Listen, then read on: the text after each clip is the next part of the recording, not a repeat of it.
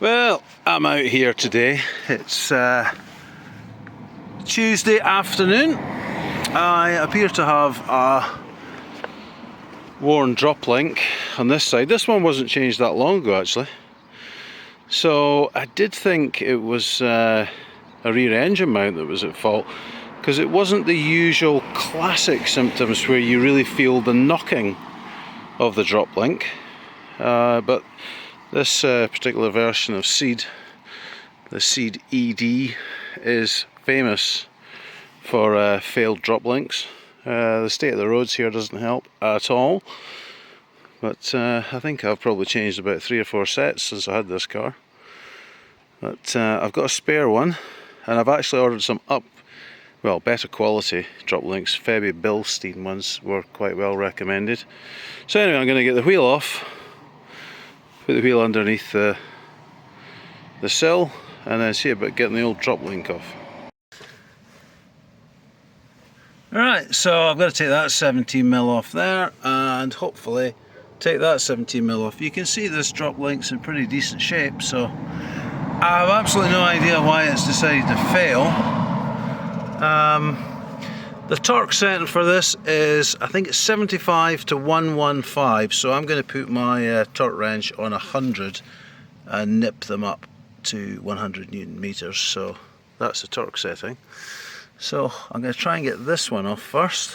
I'm going to try the impact gun and see if it just buzzes off. Well, miraculously, or maybe not, that came off fine. So there's the bottom joint. You can hear it now. So I'm going to have to use a 19mm spanner on here and see if I can knock the bottom one off. Alright, unfortunately these ones are round here and you've got the Allen key. So I've got an Allen key in there, and I've got the ring spanner, so it is actually starting to turn now. But if you can avoid getting this type, get one with a flat so you can put a spanner on it. It's a much better proposition. Well, here's a comparison of old versus new. This is actually the same set as this, so I don't expect this one will last very long, but that one's still solid, exactly how it should be. This one, you can actually see there's a slight hole there. But I would definitely recommend, when you're doing the bottom one, if you don't have it completely corroded on, get the Allen key in there, and then on the nut, so slip it over first, get a ratchet spanner, and then it'll make it a lot easier to get it off. I think I'm going to be struggling to get a torque reading on the bottom one, because the top one's easily accessible, but the control arm or the wishbone would snag with it. But anyway, I'll get these chucked in and see how it goes. Right, so that's that on. I've done up I've used, as I say, I've used a ratchet spanner, 19mm. So you'll see the distance there, it's quite a bit out. So what I would recommend is, I'm just using my bar from the jack. So you just pull that down. I'll need to do this with 2 hands. You see how that pulls down? And then I'll just move it across from my hand and pop it into place. Okay, so that's that in. Now it's a case of putting on the nut. Okay, so I've set this bar up to, I think it's just over 100. So it's 75 to 115. So I'm just going to lift that up, let it click twice just to make sure I'm there. But actually I did put that bolt on with the torque gun on 100. So you'll see there it's set to 100, so it may well already be at 100, but the torque wrench, which is not calibrated, that's just how it came from Aldi I think, will give a second opinion, I guess. Well, hopefully you can see that bolt there in the middle. That's the rear engine mount. So I had another friend look at this and he thought it was a rear engine mount, but I don't think it is. So I was thinking I had to replace that. This looks like a kind of snowman, or in this case like a little brown man, rusty brown man with a big fat body. I thought it was that, and then the other thing it might have been, which is at the back here, it's hard to see, so follow the anti-roll bar round. You see there?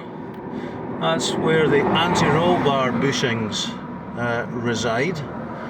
So I've actually ordered a pair of anti-roll bar bushings just in case, but I think it's more likely it was this, although it wasn't as obvious as previous times. And then if you want to see where that you might just see, it's really quite difficult to see this looking through the camera, but that engine mount bushing is basically directly below this pipe down there. Now can I perhaps balance?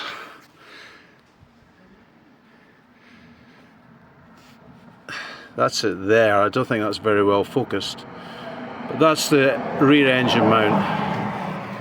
So I thought it was that, and then of course the other anti-roll bar mount is down there, as you can see.